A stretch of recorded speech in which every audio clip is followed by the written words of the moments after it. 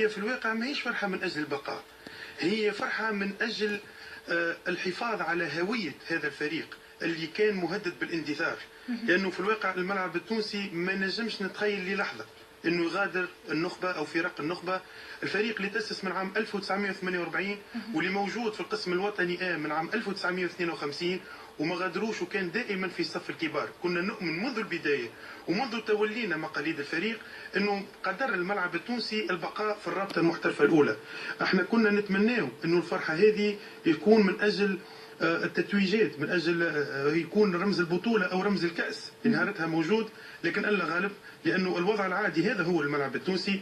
لكن كانت الفرحة من أجل البقاء، والفرحة هذه إن شاء الله تكون من أجل استخلاص العبر من هذا الموسم الأسود، واللي بقدرة ربي الهيئة المديرة اللي الهدف اللي جينا عليه وهو إنقاذ الفريق تحقق بوقوف كل رجالات النادي، تحقق بالتحابب والجمهور الكبير للملعب التونسي اللي خلانا نتفائلوا اليوم على مستقبل الفريق.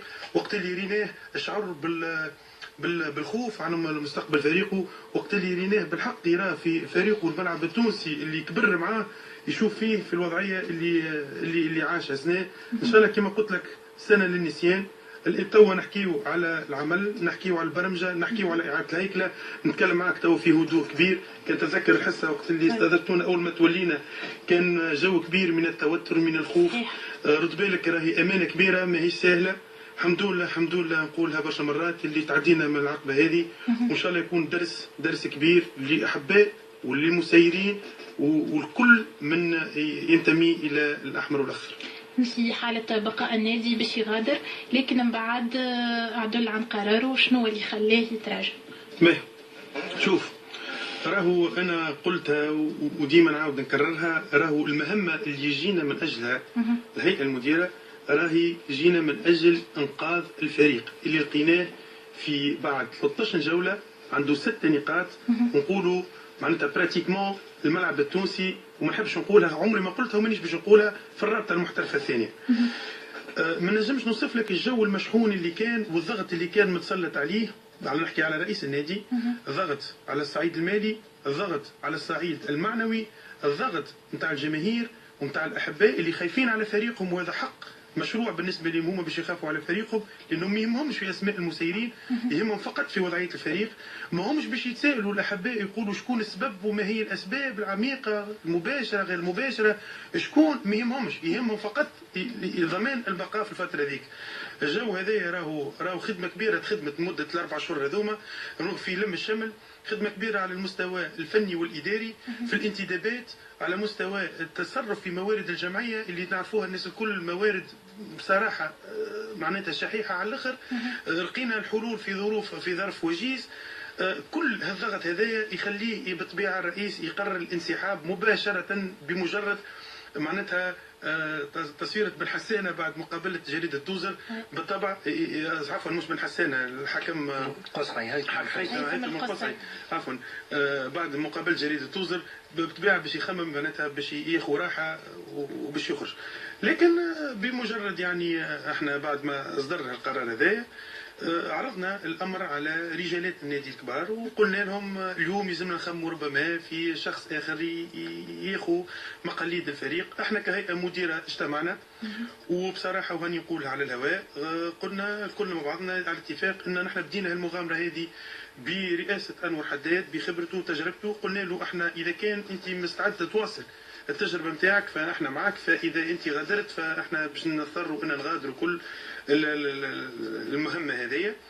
ثم انه حتى كي عرضنا معناتها على بعض رجالات النادي، بصراحه الناس الكل ساندت سي انور حداد وقالت له احنا هنا وراك وماذا بينا ما تكونش معناتها مهمه ظرفيه، تواصل العمل اللي قمت به واصروا الناس الكل للبقاء. كبير برشا في ضمان البقاء. الهيئة كيفاش كافأت المجهودات هذه؟ شوف، كلمة حق نحب نقولها في كل لاعبين الملعب التونسي اللي بالحق أنا نشكرهم شكر كبير ياسر، لأنهم عمرهم ما تكلموا على المسائل الماليه، وعمرهم ما تكلموا على المنح او ما قاعد يتداول ساعه ساعه نسمع فيه، ويقول لك اللاعبين بتاع كره القدم بالطبيعه الموتيفاسيون تصير باللي بريم. هذا ما ريناش مع الملاعبيه، عمرنا ما رينا ريكلاماسيون. وتعرفوا المثل اللي ديما نقولوا نتاع حمدي الكسراوي وقت اللي تلمت رجالات النادي في اجتماع مشهود به وقلنا رانا نحن نوعدوكم بمنح وقف، وقال ناقف لحظه كلنا لهنا نمضيو لكم على بياض انه بالنسبه لنا نحن ما تعطيونا حتى فرنك الا كي يمنع الملعب التونسي، واحنا اخر اهتماماتنا. وكانت الحركه هذه بصراحه حركت فينا برشا، وهذاك هو اللي وقع بالحق. لكن احنا قمنا كما قلت لك معناتها والله ما نحبش نتكلم فيه المساله الماديه، ورغم اللي هي ما كانت في معناتها كان الجو العام باهي، هذا اللي نجم نقوله. ما نحبش نتكلم وهو عطينا بريمات وما عطيناش واحد الكل، لانه اليوم ناكد لك اللي اللاعبين هذوما كلهم اللي عطاوه الملعب التونسي باش يضمنوا البقاء نتاعو يتجاوز ياسر المسائل الماديه اللي ما عندها حتى قيمه يذل. واضح قوه لكل المشاكل باش كما قلت نبنيو للمستقبل. على كل احنا مازلنا مواصلين معكم مشوار في حريه سبور اللي خصصناها لجمعيه الملعب التونسي، نرجع لكم اكيد بعد الفصل. معنا الكرام في حريه سبور ومواصلين مشوارنا في حلقتنا لليوم اللي خصصناها لجمعيه الملعب التونسي، ومعنا الكاتب العام الجمعيه آية الله حليم، مرحب به من جديد. كذلك منتصر اليزيدي رئيس فرع سابق في كره اليد، مرحبا. وسي نجيب كالعاده. بون آية الله، باش نحكيو شويه على الاطار الفني.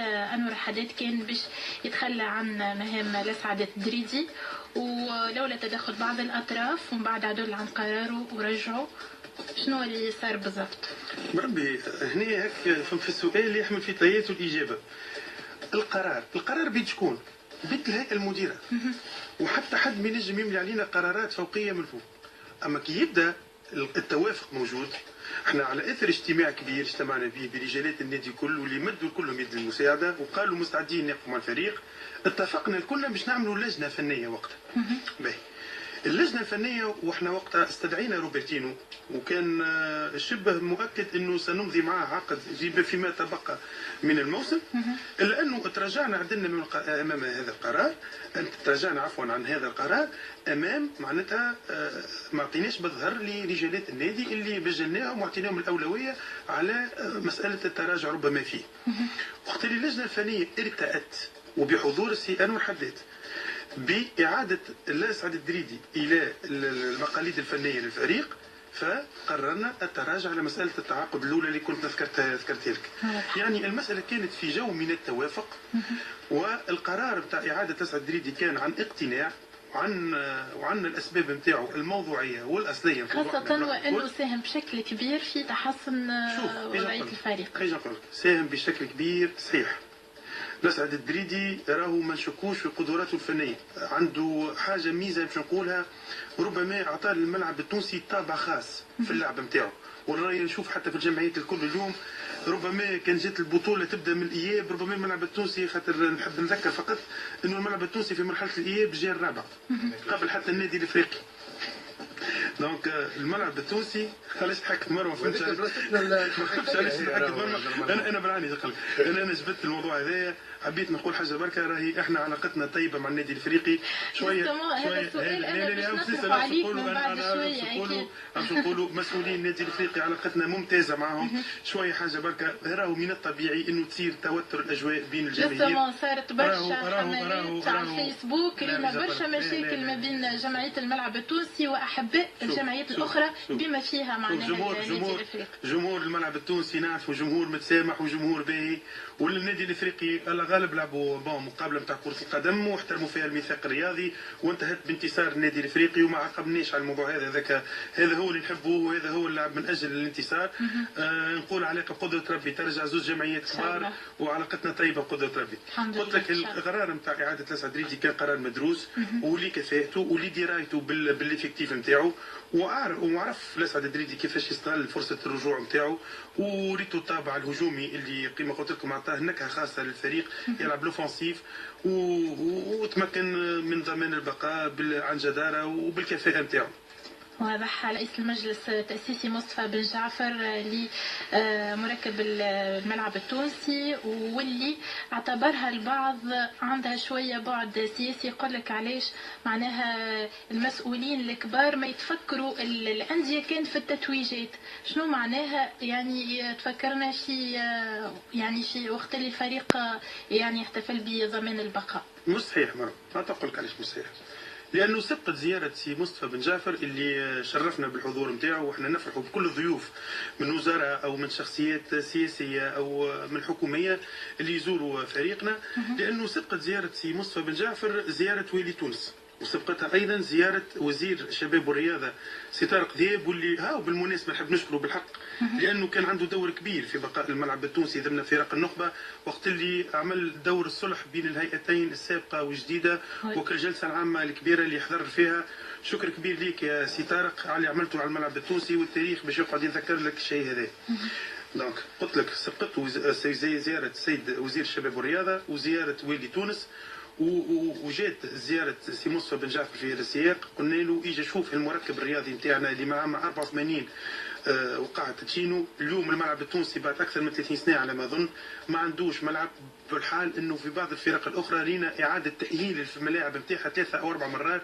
والملعب التونسي اليوم اللي سبب من الاسباب توسي نجيب قبيله تحدث اللي تنجيوها ربما من بعد اللي جعلت الملعب التونسي يعيش الوضعيه هذه، انه في الواقع نلعب ذهابا واياب في تنقل. وقت اللي تلعب ضد الترجي الرياضي التونسي او ضد النادي الافريقي او ضد النادي الرياضي الصفاقسي زاد اللي يلعب في المنزه سنه، او حتى معناتها ضد النجم الرياضي الساحلي تلعب له ذهابا وايابا في زويتن وفي المنزه، انا نقول لك الملعب التونسي يلعب ذهابا وايابا في التنقل. ان شاء الله الوعود توا، وان شاء الله ايقاع تنقيح قانون الصفقات العموميه في اتجاه مرونه اكثر حتى يتم معناتها استكمال الاشغال اللي بقدره ربي. الوعد اللي عندنا توا ان شاء الله في شهر اكتوبر يمكن الملعب التونسي معناتها اجراء مقابلته في باردو ان شاء الله. ان شاء الله. انت راعي كره القدم وكره اليد. والله يا مروه يعطيك الصحه في الاسئله تعرفها.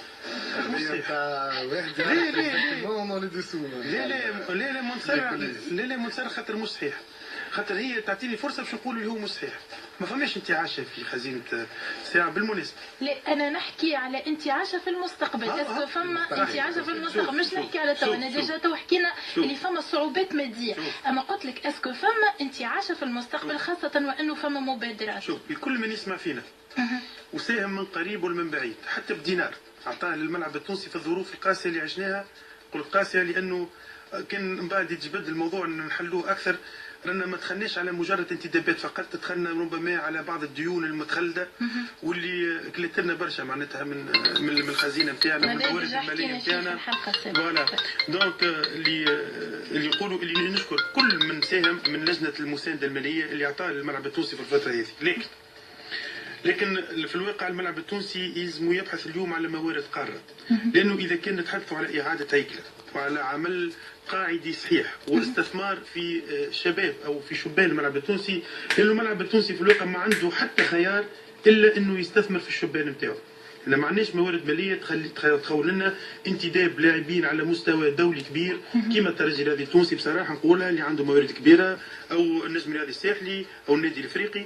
احنا نعيشوا بالشبان بتاعنا، لكن من المؤسف اني باش نقول لك انه حتى شباننا ماناش قاعدين نستثمروا فيهم، لانه الموارد اللي عندنا او الاموال المتداوله اللي موجوده ما تقدرش تغطي الحاجياتنا ومصاريف اللي عندنا العاديه الكوتيديان. دونك اللي صار على مستوى معناتها في وضعيه معينه، وقع تدفق اموال اللي ما نحبش نقول القيمه نتاعها قداش، لكن ماهيش كبيره. والله اجي نقول لك لا بالنسبه للفرق والله اجي نقول لك قلت لك نشكر كل من اعطاه للملعب التونسي من رجالته، هذاك معناتها ما تخافوش فيه.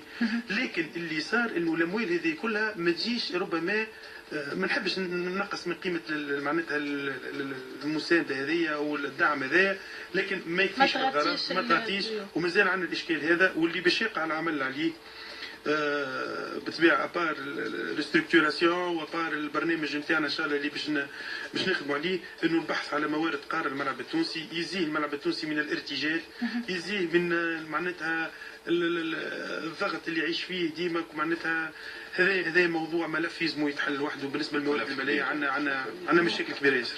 طبعا نحكي على الفولي فينانسي. بالنسبه لأسعد دريتي، انا نحب ساعه نشكر المدرب الشاب هذا. انا فرحت برشا وقت اللي يعني اونفان نجح المدرب هذا رغم الظروف الكل. جيتي سؤال باش ننجح على خاطر انا كنت نشوف اللي هما ما يشوفوش. خاطر فما فرق بين انسان يبدا يحب جمعيه ويكون متاثر ويتبع ريزولتا. انا كنت نقرا تريد فيزاج تاع المدرب، نقرا الانتابيليني وقت اللي يحكي يتكلم اللي تي سوران. كان سورتو الحاجه المهمه مروه دابري لي ديكلاراسيون تاع لي جوور. سمعت حمدي كي يحكي الكسراوي، سمعت برشا من العباد تكلموا، شفتهم تكلموا على المدرب. تحس اللي فما امبيونس كونفيفيال عملها في وسط الجروب، خلت الملاعبيه يعملوا سورباسمون دو سوا. سي لو بلوز امبورطون. خاطر تشوف المقابلات الاخيره اللي لعب بها الملعب التونسي، المقابلات نتاعها، خاطر سي با فاسيل يا مروه. كالوندري كان صعيبه برشا. علاش قلت لك راهو براتيكمون استاد عملت ميراكل. راهو خاطر احنا كنا نقعدوا نبداو نحسبوا ونشوفوا ونيتي صحيح. انا كنت اوبتيميست بيتيتر الوحيد اللي كنت اوبتيميست فيهم، لكن وقت يجي يقول لك راني باش نلعب مع باش نلعب مع الكلوب، باش نلعب مع سي اس اس، باش نمشي نلعب في بيجا، باش نمشي نلعب مع توزر يعني وقبلها جرومبيل. يعني براتيكمون الكالندري ساعه ما كانتش رحيمه حتى طرف مع ستاد. حطيتها في وضعيه صعيبه برشا. بيتيتر اون فوا تصير في تونس اللي 3 جمعيات اللي باش يتيحوا يلعبوا ضد بعض. كونفرونتاسيون ديريكت. صحيح. ستاد تمشي لبيجا في بيجا ومن بعد تلعب لك مع جريدة توزر لهنا. وكان اصعب من مقابله بيجا، ولا مقابله بيجا كانت الكلي. خاطر تشوف انت لونفي والفوليوم جو والموتيفاسيون تاع الملاعبيه سور لو تيران. براتيكمون ان ماتش اكزومبلير عداو. يعني ستاد كانت تنجم تربح 2-0 3-0 وقت بيجا راهو سي اون تري بون ايكيب سورتو في بلاد. انا نقول اوروزمون بالنسبه للستاد، مالوروزمون بالنسبه للاولمبي البيجي الويكلو عاون برشا ستاد تونيزيان، وهذا يتسبب فيه فئه قليله من جمهور الاولمبي البيجي اللي هي كانت سبب باش الويكلو تعطى. دونك الملعب التونسي لكني ايضا الناطق الرسمي. والناطق الرسمي انا نعكس قرارات اللي ونقول نتكلم عن القرارات اللي تتخذ صلب الهيئه المديره. انا كنا صرحنا في بعض وسائل الاعلام الصحف راهو باش يقع تجديد الثقه في الأسعد الدريدي. بالنسبه اللي انا ناكده لك توا اللي ما وقعش الاجتماع لتحديد المده، لكن الاكيد انه الموسم القادم باش يكون على راس الدوري الفني الملعب التونسي الى سعد الدريدي. واضح على كل. شكرا ليك. احنا توا باش نخليو المجال لقسم الاخبار باش نعديو موجز الاخبار مع زميله دلال، وبعدها نرجعوا نواصلوا مشوارنا في حريه سبور.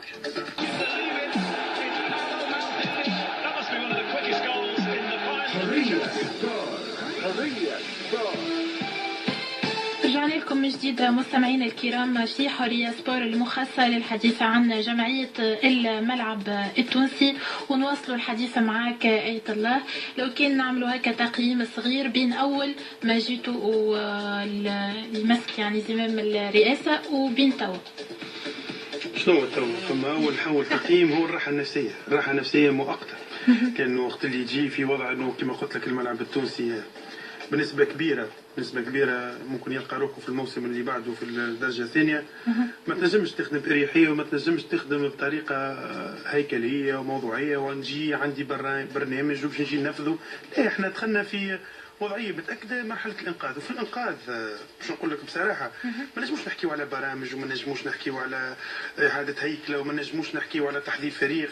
لا، نتكلموا كان على معناتها مسائل متأكدة كل مقابلة ومقابلتها جاوك ولا يصدق ما عادش نتذكروا الكابوس هذاك به.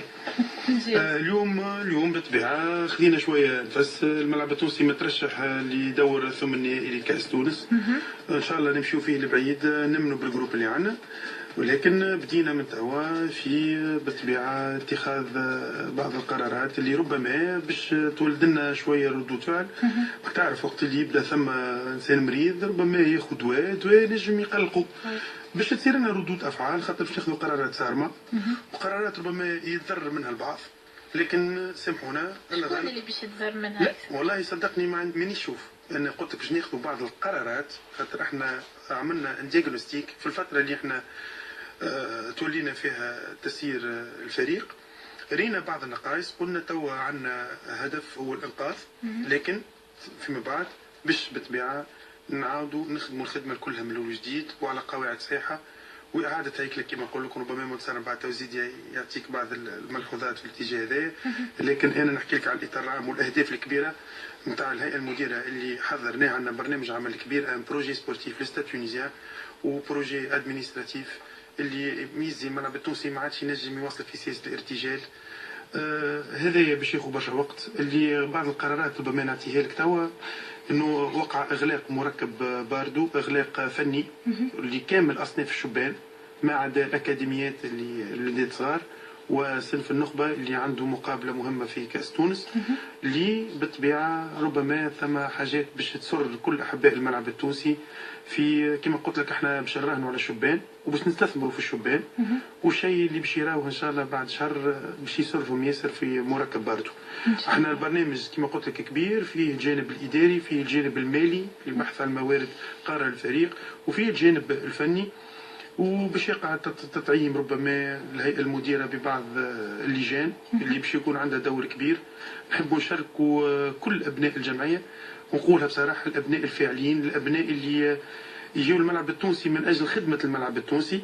وبالطبيعه فما ناس يلزمها تغادر على غالب، هذيك هي سنه الحياه وهذيك هي سنن العمل. زاده فما ناس يلزمها تغادر، ربما قلت كانت في القرارات الموجعه، لكن على غالب باش ناخذوها وبكل صرامه لاجل مصلحه الفريق ولاجل مصلحه الملعب التونسي.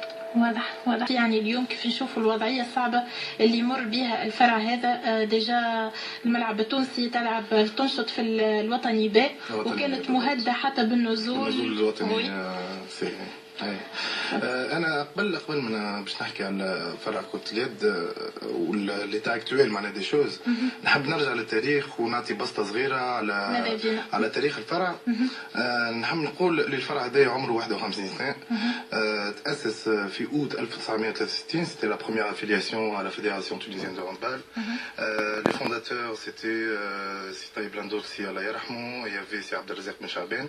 دونك اللي اقترحوا كرة اليد في الملعب التونسي. دونك السيكسيون هذه عمرها 51 سنه، تعاقبت عليها اجيال واجيال من المربين من اللاعبين. اليوم رواهم في التدريب، رواهم في التسيير. الملعب التونسي في كرة اليد عاش احلى ايامه في لي زاني 80 اللي جات فيها اون غروس جينيراسيون كيما عبد الخالق الازهري، سلاح دقاش، الهادي الميزوني، صادق دوكا، رياض الصانع خلط عليهم وقت هو صغير، سي صالح سيسي اوسي لان دي ميور غارديان دو ستاد تونيزيان اللي كان في الكيب ناسيونال وشرف الملعب التونسي في المحافل الدوليه ولعب لي جوز اولمبيك. دونك دقاش معاهم سلاح دقاش تو تافي لا جوي دي مونديو مع المنتخب. برشا اسماء. صارت تدحرج صغير في لي زاني 90. on a connu une relégation en D2 en National B عام سيزون 94 95. on l'a récupéré رجعنا للوطني 1 بعد عام اللي طحنا. لكن من سيزون 2001 2002 تمت النزول الى الوطني ب، ومن وقتها ما عودناش شرينا الملعب التونسي في الوطني 1. وزيد même on est descendu en National B en 2005-2006. on est revenu en 2007-2008 au National B. Et puis on a eu des occasions باش نعاودوا نطلعوا، لكن بات بالفشل. واليوم l'état actuel des choses, on est en National B et alhamdoulilah on s'est sauvé à la dernière minute. Alors quand je dis alors شوف اي جمعيه رياضيه مهما كانت الديسبلين تاعها فما لو فولي فينانسيي هو يعتمد عليه. من بعد فما لو فولي ادمينستراتيف، ومن بعد فما لو فولي دي ريسورس هيومان، معناها العباد اللي باش تقف على الرياضه هذه سواء au niveau de l'encadrement soit au niveau du bénévolat باش يسيروا الجمعيه. Et puis il y a en dernier le volet sportif. C'est ce que je dis. Je dis toujours il faut préparer هذم الكل، ومن بعد obligatoirement le volet sportif va suivre. سامحني ما تصرفش باش نقاطعك، سامحني وما عادش باش نقاطعك. لا كي تحكي على الفول نتاع ستاد تونيزيان ما نقاطعكش، خاطر شوف منتصر وقت اللي يتكلم تو وقت اللي سالته قلت له شنو هي الاسباب، ما عندهم حتى دخل رجالات الهاندبول نتاع ستاد تونيزيان في الشيء اللي وصلته الفرع هذا. السبب الكل هيئات المديره اللي تعاقبت على الملعب التونسي، هذوما ناس مظلومين، هذوما ناس ما نذكرهمش وقت اللي تسلمنا الفريق ومشينا عملنا زياره. هذوما طالبين حد ادنى من الموارد الماليه اللي ما توفرت لهمش، طالبين تمثيليه دنيا في الهيئه المديره مش متوفره، طالبين اساسيات راهو حاجات اساسيه ما تتكلف حتى شيء اللي ما كانتش متوفره وما توفرت لهمش. السبب الاولاني اللي هز الكرة اليد الملعب التونسي وصلها اللي ما وصلها هي الهيئات المديره الكل اللي تعاقبت على الفريق وبما فيهم احنا راهو يجي نقول لك مش معناتها ان شاء الله يلقاو حقوقهم معكم. لا شوف وقت اللي شوف وقت اللي نحبوا نتكلموا موضوعي وقت يقول لك حتى احنا لا غالب مش تو باش زعما باش نبرر، لكن جينا في وضعيه الناس الكل تعرفها، ومن بين ان شاء الله الاهداف نتاعنا خلي منتصر هو اللي يتكلم، لكن بين الاهداف نتاعنا الفريق هذا لازم نرجعوا الفرع هذا لازم نرجعوا له امجاده اللي هما موجودين ومتكاتفين، لكن لا غالب